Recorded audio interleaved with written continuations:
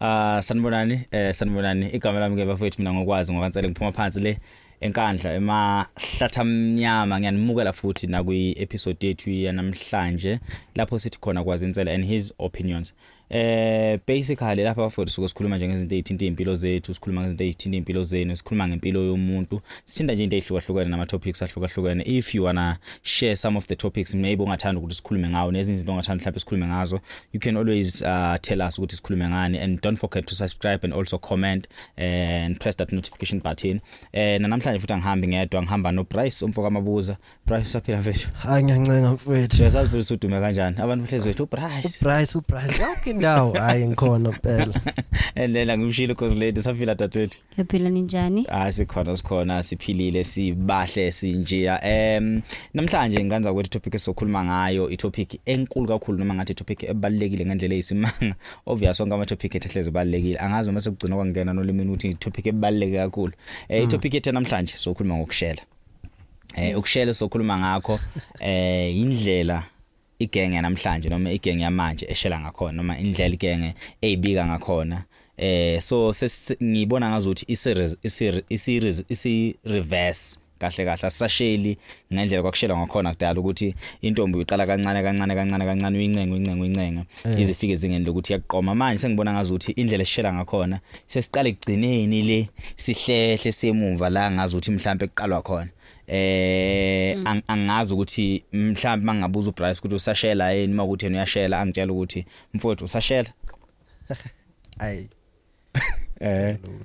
awusasheli ngingasho njalo. Awu indlela osekwenzeka ngayo ya Ghost lady basakushela abafana.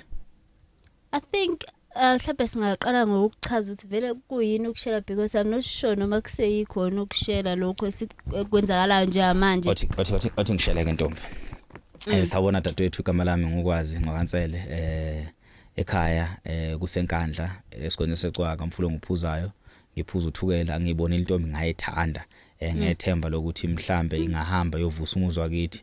Ngiyazi ke ntombi ukuthi njoba silapha emhlabeni sikhuluma izinto eziningi ezingafani, singamasoka noma sizinsuzo njoba sengikubonile mina ngayikhethela wena. Ngiyafisa ukuthi ube lapha uzosivusela umuzwa sekhaya ngokuthando, ngikuthandile. Yabo, so uqala kokushela lokho.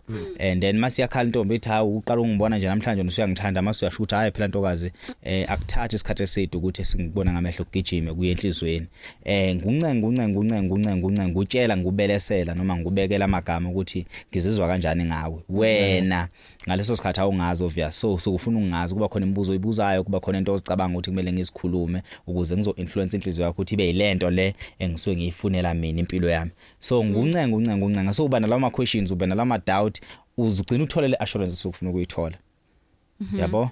I should akusashelwa yeah. Because as much as some of the things are there, cause manje I think most of amantombazane mhlawumbe azongifazela we experience umuntu uthola ukuthi si build a sort of friendship or a sort of a relationship kodwa engeyona romantic relationship. Okay. And then uthi so comfortable ukuthi okay maybe this is my brother Bryce ubutwami or Bryce umnganami. And then uBryce now comes with the side ukuthi ke usefuna sibuyele la oqale of bekufanele aqale khona by ukulalela ukuthi uthi ukushela kuyini. Okay. No basically kukhona ozakwethu la oke wathi sekushelwa ngokwama level kudependa ngelevel okuyona empilweni. So before ngikushele noma before ngishele, so kusekhona abafuthi abashelayo. Yeah. Iqinise ngisilibalekele sekukhona abafuthi abangasasheli. Mina ngikulevel ukuthi angisasheli vele siyabonisana. Yabo, so mina ngiyakholelwa ekutheni sibonisane but ngizokuchaza ukubonisana kwami mase ngikhohliwe ningikhumbuze futhi nani. So kube khona level yokubonisana. Kule level yokubonisana engizoyichaza late. Mase kuzoba khona le level yokuthi ngokuba vele izinto ziyangivuma. Sekuthi uyangithanda noma ungithandi, ngiyakubonisa ukuthi ngiyakuthanda nawe phela bonisa ukuthi uyangithanda noma ungithanda, singalokho sideleyisana. Mase kuzoba khona level yokuthi vele abafuthu kumele besebenze kanzima ukuze bethole uthando. So ufica ukuthi umuntu before intombi imqoma uqale ejule echaza ubuyena, achaza ukulunga kwenhliziyo yakhe, thina sesishelelwe izinto esinazo. Nasesikoleni babe khona abafana bebengasheli ngenxa ukuthi babe bahle bebamhlophe. sikushiya ke nje kwamanje kwemali ukuthi awusibani bani nje mhlophe uyidlalela ibhola meqeda ukushaya igoli wenza lento lokuthiwa amafolo le into nje vele zimqomelelo khona lokho noma uyijavela isipansula akasheli yabo so nami njengamanje ngicathi angisasheli ngiyabonisana kube khona abafowethu vele abanemali abangasasheli abavele beveza imali intombi imqomela imali noma imqomela into akanazo noma imqomela imoto yakhe nami ngikuleyo department yabantu abangasasheli but ngenxa zokuthi ngumZulu ngiyakholela ekusheleni kuyenza ukuthi ngilibeke udaba lami ngilibeke to ilevel yokuthi at least mangixoxa nomuntu sibonisane sizwane sithi sithandana vele there is that ground engiyibuildile ngoba angilona iplayer ngiyena umuntu othanda ukuthi ngihlangana nomuntu namhlanje ngilala naye namhlanje but akhona amajita that are very good at that ekutheni ngenxa usi level mhlawumbe siku level eyodwa izithi umuntu uyiartist ahlangana nentombazana namhlanje alale nayo namhlanje so ufica ukuthi bese ngekho nesidingo sokuthi azabeka amagama amaningi noma echaze ngendlela akazizwa ngayo ngentombazana so indlela eseshela ngayo manje seshela reverse njobe eshile uGhost Lady siqale siba bangani ekubeni kwethu abangani before siba bangani mangikubona ngicela inamba moqeda ukunginika inamba then sichathe kuWhatsApp noma ngufonele mangiqeda ukukufonela ngicela ukuthi sibonane ekuceleni kwethu ukubonana sihlale phansi sidle idina or icoffee ekudleni kwethu icoffee iconversation akusekhona ukuthi siyancengana so conversation ukuthi usebenzaphi uphila impiloni wenzani nami ngiyichaza from that moment ngiqeda ukuyichaza ngichaza impilo yami engiyiphilayo nezinto eziningi engingazi ukuthi ngathi ngiyazenza empilweni engifisa ukuzazi ngawe from lapho kusibeka on a different level ukuthi now we getting closer to know each other besides ukuthi size sifike ekutheni ngikutshela ukuthi ngiyakuthanda and ngiyafisa ukuthi sithandane so ufica ukuthi most of the time ekukhulumeni kwethu noma mangikhuluma nentombi vele sengidrive to a relationship without actually asking ukuthi ngicela ukuthi sibe ku relationship I'm actually asking ngezenzo nalokho engikwenzayo ngalesikhathi sihlele etafuleni but I'm not saying ngicela ungiqome phela ngicela ungithande we just having a normal conversation if ayifuna ukungiqoma intombi noma ayifuna kuba nami empilweni she will decide without telling me ukuthi angengikwazi ukuthi ngibe nawe or actually going straight to that point ukuthi angengikwazi ukuba nawe because nami ngisuke ngicela ukuthi ba nami even noma usungiqoma abasasho ukuthi ngiyakuthanda because nami angikakasho ukuthi ngiyakuthanda umbona nje umuntu ngezenza ukuthi useyangithanda nami ngiyayithanda lentombi ufica ukuthi we even hook up sambe sendlini sohlala endlini sithi sihleli kusofa sekunzima nokuthi umbambe ngisandla umuntu ophela kayo intombi yakho and usinyonyobe isandla ugcina uzombamba umuntu uzinyonyobe isandla ugcina uzombamba umuntu bakusuka lapho kumbambeni hawu usumbona senaqablana nithi niqeda uqablana kokhana usho ukuthi ngiyakuthanda funa khona ushusula endlebeni uzama ukukhumula into ezimbambile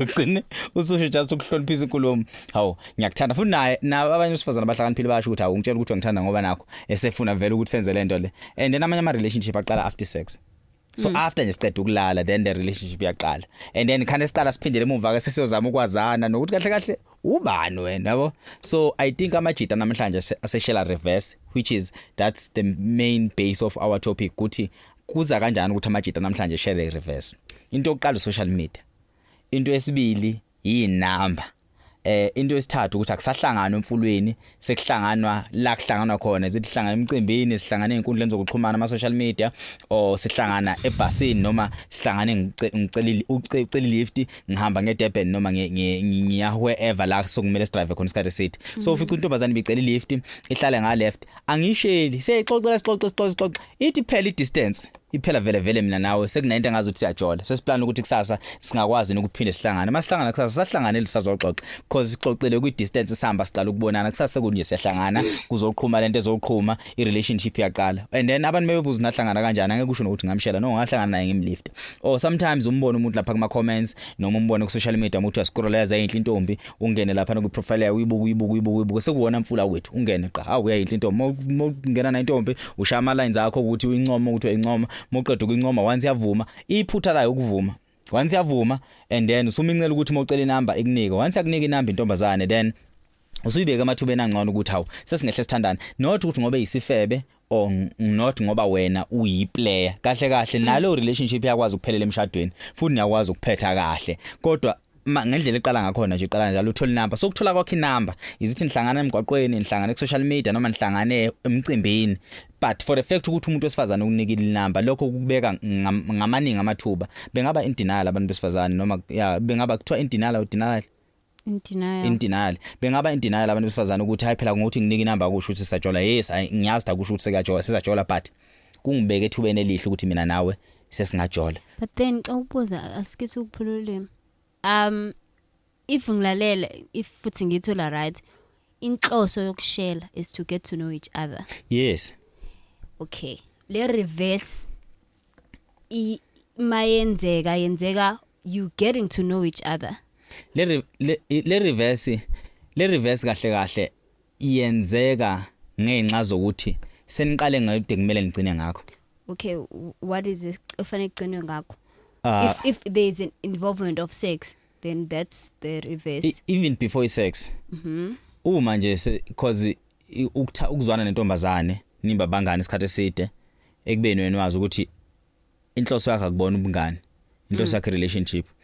Nizwane to a point ukuthi nize nivakashelane nisharelana izinto njengokuthi mhlambe nishare ama presents ni flirt and do all these things ezenza ukuthi nothuni bonana ukuthi kahle kahle niyathandana before nizentshelana ukuthi niyathandana.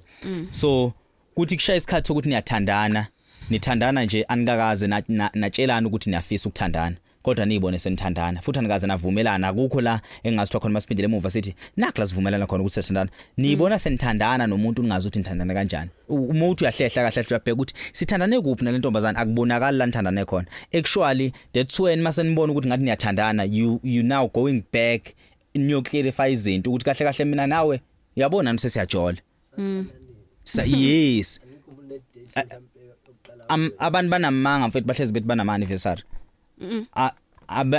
Mfethu baningi labantu bahlezi yazi abantu sebaya create ama anniversary. Abantu sebevele bekhetha usuku abalala ngalo behave sex first day mase bedatha our anniversary because eqinisweni ayikho anniversary akekho umuntu wesifazane owavuma kumjita emtshela live ukuthi sesiyathandana mina nawe kusukela namhlanje. Intombazane ivumela 3 weeks back umjita engakazi ukuthi intombazane ivumile.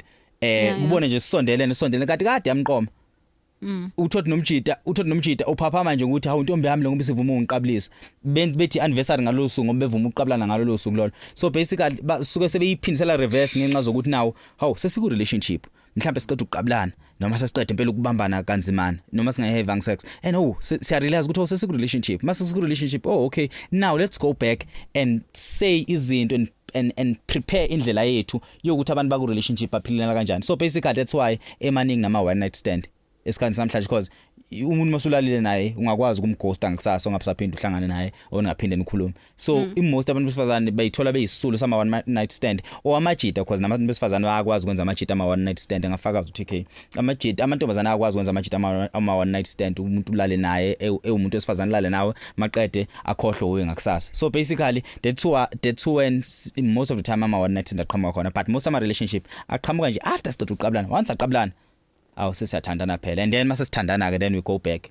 sesiyovundulula kahle izinto sokuthi. But I feel like somehow inabo angazi noma ngakubeka ukuthi ubuhle yini the reverse because you get the chance to know umuntu without the filter of yena athi lele ukuthi intombi shelwa ngamanga and stuff. Yes. You get to know the person akutshele ngokuthi ubani without the fear of ukuthi uvela uzokuluza because we process of ukufuna ukugaina. Yes. So I think the danger iqhamuka kakhulu when ningazukwazi ke manje to get to a point and be honest with each other ukuthi okay now we're here and I have developed feelings for you. Sure. Due to izinto ngitshele zona and you've developed feelings for me due to izinto mina sengikutshele zona without the filter. Sure. So like the reverse ikwenza ukuthi ufall in love with the person for who they are. True.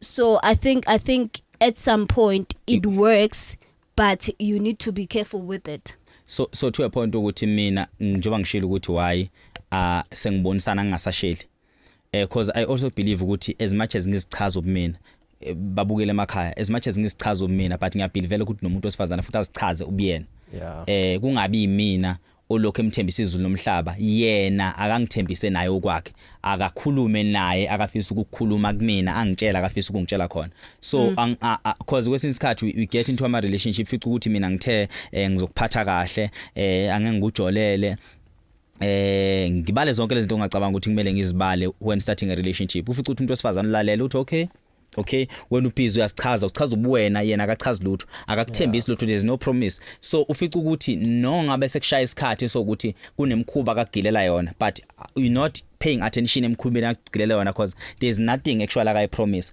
when umuntu wa promises and then you need to live up to those expectations so ngidinga ukuthi mangithi ngizokwenza into ethile umuntu wesifazana nawe ngibona ukuthi yini ozongenza la wona even if you're not saying it but angiyibone ezenzenzo zakho nasekukhulumeni kwethu ukuthi lo muntu uhlakaniphile but now ufica ukuthi ushela intombi engazi lutho engazi ngomuntu wesilisa engazi ngokuthi uvuswa kanjani umuzi enganakusasa engena plan ngempilo at the same time eyithandela abafana but now uma ufika wona ipromises lomhlaba lo muntu uyamphoqa ukuthi akashintshe ubuyena enze ngalendlela wena ofuna ngayo and umenza ukuthi abe nezimfihlo before even iqala because usumbeke kwenye level without yena asichaza ukuthi ukuphi level when it comes to impilo nangendlela yokucabanga so wena uthe wabuka ubuhle bakho wabuka izinto ezithile wena waqhamuka wambekela igolide nesilver phambi kwamehla akhe ulalele it's more like you offering her without her offering you anything so ubona senishadile ukuthi yazi ngathi ngangishela umuntu wrong la and why wawubona ukuthi ushela umuntu wrong ngenxa zokuthi yena umnika ngithuba lokuthi akhuluma azichaze ubiyena wena obhizi uchaza so that's why abantu besilisa kube ngazi ukuthi manga abanalo iqiniso because ithini esithembisayo abantu besifazana ingakho kungathi baneqiniso because bona vela bathembisa lutho maqala irelationship so mina that's why I prefer ukuthi sibonisane then ukuthi kube yimina ushelayo so ukubonisana kwenza ukuthi izinto zibe lula ngixoxe ngomina ngixoxela ngobuwena ngikulalele so that ngizoba nami nalo ilungelo lokuthi nxa wena ngifuna ukuthandana nawe so as much as kuyimina ufika kuwena but makulokukhuluma before standard ngibona ukuthi ngifuna ukuthandana nawe so that's why abantu besifazana abaningi behetheka ngenxa zokuthi sibashelile mabeshela maqede besiqoma mabesiqomile then we realize ukuthi hayi isigebengu lento uyibona ngoba usolale nayo and then usuzama ukumbalekela mase umbalekela useyalimala so engazi ukuthi uvele umuntu ngambona before we get into a relationship ukuthi umuntu onjani kuhamba kanjani ungaze nje ufike ezingeni lokumshela khona ufuna ukusho No, the last thing I just want to ask, so is it wrong for abantu besifazana beshela abantu besilisa? No, ku right uBryce bamshela Zangadla sidonsa ngeblue uBryce bamshela abantu besifazane so I think TK especially TK namhlanje ku camera TK bakushela vethu asishela kakhulu sesikhathele nje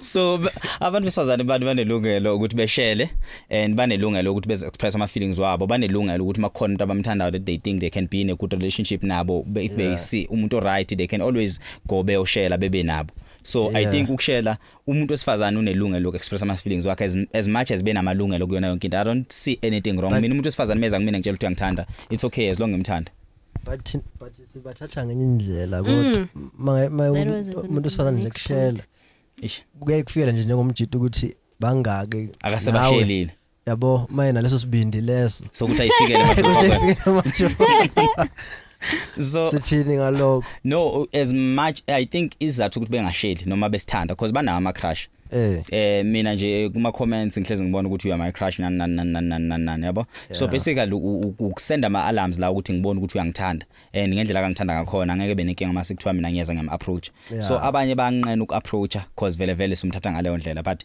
I think akhona ama relationship that even exists today kuba umuntu wesifazane who made her first move so kudependa ukuthi umuntu mayisenzile ifirst move yakhe wena umthathe kanjani and ukwazile nokubona ubuntu ngaphezulu kokuba ebesekushelile so I don't think there's anything wrong I don't think futhi bukhona ubufebe because kuyenze kuhlale nomuntu ebhasini ebengaphesheya unganena amehle bhekana uthi okay yabo and then bona uthi okay ngazi ukuthi khona into khona ngalomuntu osifazana ngicine ngithandana so I don't think khona into wrong but ke indlela sibathatha ngakhona kuhlezi kukhona lokho ukuthi umuntu osifazana sekushelile vele ngazi ukuthi uhleze washela amadoda basically bekuyilokho nje befuna ukukhuluma ngakho namhlanje so phela futhi sibonane ngeviki elizayo ukwazi insele enkandla mahlatha amnyama bye bye.